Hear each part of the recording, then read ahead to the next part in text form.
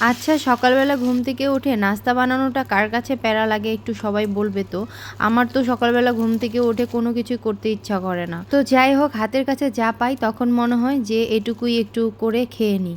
তো hello everyone, আসসালামু আলাইকুম। কাছে দূরে দেশ ও দেশের বাইরে যে যেখান থেকে আজকের ভিডিওটা দেখছো সবাইকে জানাচ্ছি এআর কুকিং হাউজের পক্ষ থেকে স্বাগত। তো এখানে আমি 2 পিস পাউরুটি ডিম দিয়ে একটু ভেজে নিলাম, আর পাউরুটির ভিতরে আমি একটু টমেটো সস দিয়েছি আর একটু চিজ দিয়েছি। তো এটা দিয়ে আজকে সকালের নাস্তাটা করে ফেলবো। তো আজকে একটু লাউ দিয়ে সবজি রান্না করব। এই যে লাউটা দেখতে পাচ্ছ।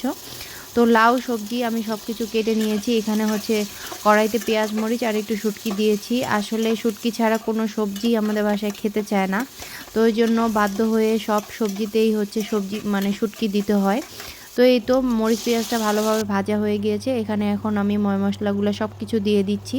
দিয়ে আমি এখানে সবজিটা প্রতিদিন যেভাবে রান্না করি সেভাবেই রান্না করতেছি। এটা আর পুরোটা দেখানোর মতো না, আর পুরোটা দেখাবো না। তো এই তো আমি মশলাটাকে ভালোভাবে কষিয়ে নিয়ে এখানে হচ্ছে সবজিগুলো দিয়ে দেব। তো আজকে সবজি রান্না করব বেগুন, মিষ্টি লাউ, সাথে থাকছে আলু, পেঁপে, তারপরে হচ্ছে নর্মালি লাউ থাকছে আর মূলা থাকছে। তো সবগুলো দিয়ে আমি এই তো একটা সবজি রান্না করে নিয়েছি বন্ধুরা, দেখতে পাচ্ছ। তবে সবজিটা খেতে কিন্তু মাশাআল্লাহ অনেক ভালো হয়েছিল।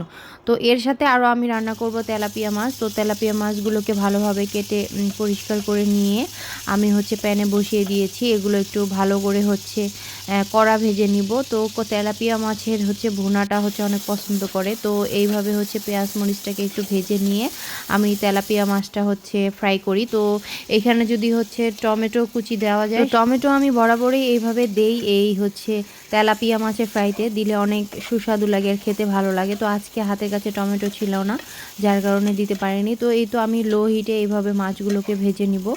আর এইভাবে হচ্ছে তেলাপিয়া মাছের ফ্রাই খেতে কিন্তু অনেক ভালো লাগে, তোমরা কিন্তু ট্রাই করে দেখতে পারো।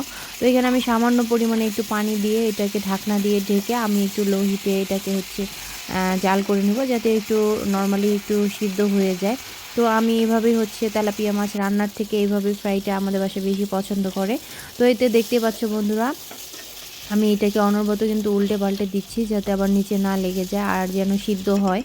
তো মাছটা আমি কড়া ভাজা করে নিয়েছি, আর এদিকে হচ্ছে এইভাবেই উল্টে পাল্টে দিচ্ছি যেন তাড়াতাড়ি হয়ে যায়। তো এইভাবে তেলাপিয়া মাছ ফ্রাইটা কে পছন্দ করো অবশ্যই কমেন্টে জানাবে। আর তোমাদের কাছে যদি ভালো লাগে তাহলে অবশ্যই তোমরা এইভাবে রান্না করার চেষ্টা করবে। তো আজকের মতো এখানে বিদায় নিচ্ছি, ভালো থাকবে সবাই। আর এই যে আমরা হচ্ছে যে গ্রামের বাড়ি গিয়েছিলাম, গ্রামের বাড়ি যাওয়ার পথে আমি একটু রাস্তায় হচ্ছে ভিডিও করেছিলাম, সেই ভিডিও ফুটেজটাই তোমাদের সামনে আজকে তুলে ধরলাম। তো দেখো বাইরের প্রাকৃতিক দৃশ্যগুলো আসলে কতটা সুন্দর লাগে, শীতের বিকালবেলা সূর্য ডোবাটা কত সুন্দর। তো আজকের ভিডিওটা যদি তোমাদের কাছে ভালো লেগে থাকে অবশ্যই লাইক কমেন্ট শেয়ার করে পাশেই থাকবে। আজকের মতো এখানে বিদায় নিচ্ছি, ধন্যবাদ, থ্যাংক ইউ ফর ওয়াচিং।